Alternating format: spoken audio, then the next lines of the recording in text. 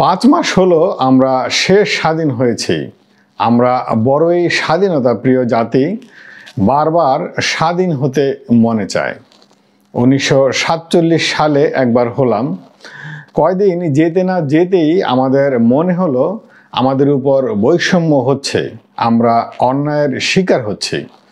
তো অবস্থা বদলে দিতে আমরা অনেক আন্দোলন করলাম। আন্দোলন করতে হলে কিছু লোককে মরতে হয়। লাশ না পড়লে আন্দোলন চাঙ্গা হয় না।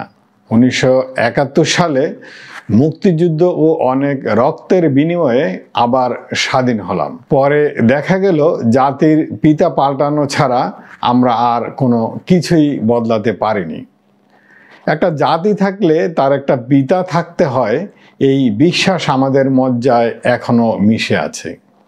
71-এর পর যে কতবার স্বাধীন হলাম তা গুণে দেখতে হবে। 1975 সালের 15ই আগস্ট আমরা ঘোষণা শুনলাম, সূর্য সন্তানেরা দেশটা স্বাধীন করে ফেলেছে।